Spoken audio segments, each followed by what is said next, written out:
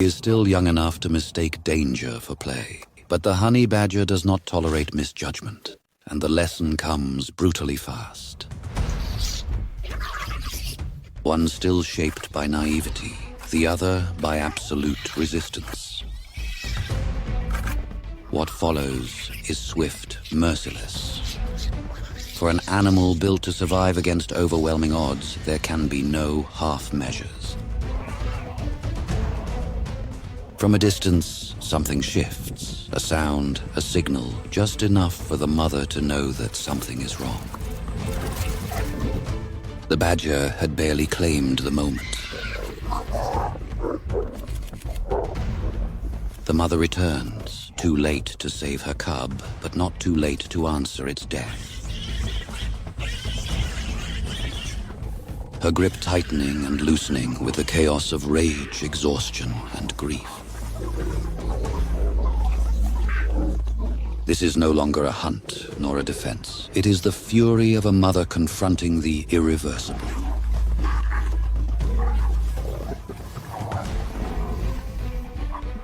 What drives her now is no longer protection, but the refusal to let loss pass unanswered.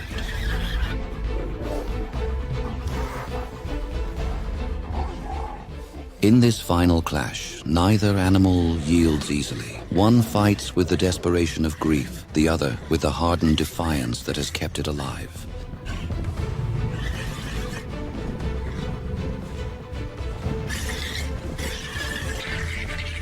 Each testing the other in cautious surges.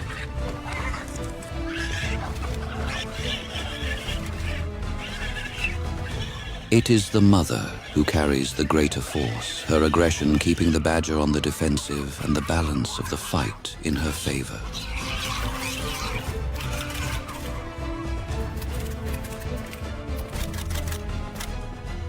The badger turns from prey to challenger. For a creature so small, the ferocity feels almost disproportionate. But it is precisely that relentless aggression that has shaped the honey badger into what it is.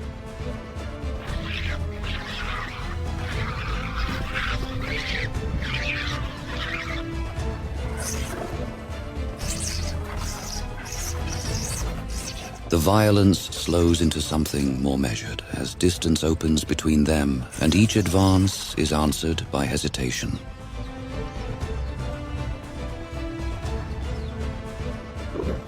Both pressing forward, then drawing back.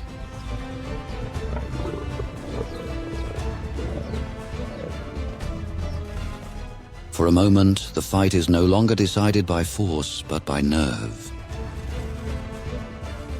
By now, the badger carries the cost of the struggle on its body. It still resists, holding its ground before the leopard.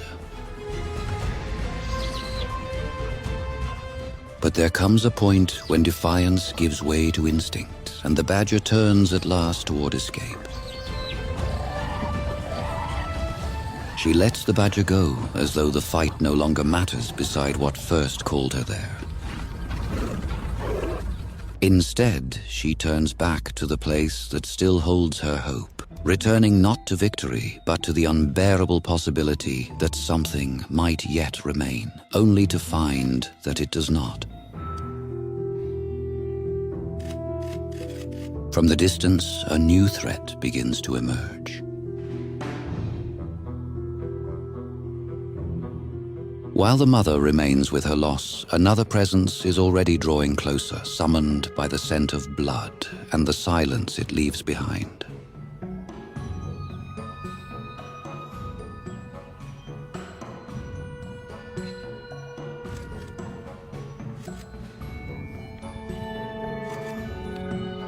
The moment it comes too close, the mother erupts at once, as if even now she cannot allow another step near what is still hers.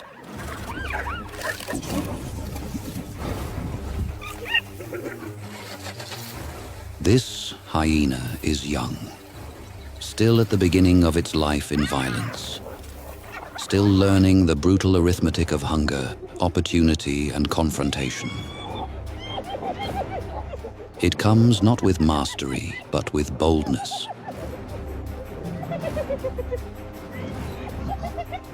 And for the exhausted leopard, that inexperience is perhaps the only mercy left to her.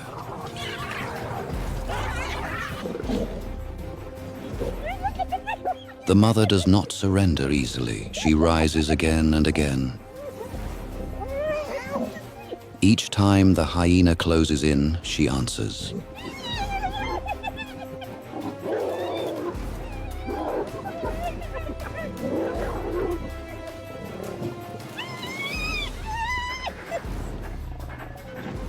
At last, something in her begins to yield. Not the bond, not the will, but the knowledge that she can no longer hold this ground.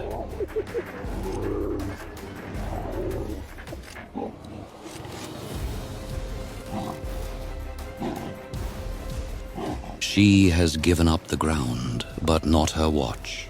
Injured and spent, the mother can go no farther, and so she remains at a distance. She can do nothing now but witness the final cruelty of it, the slow erasure of what she had tried against all odds to keep from the world.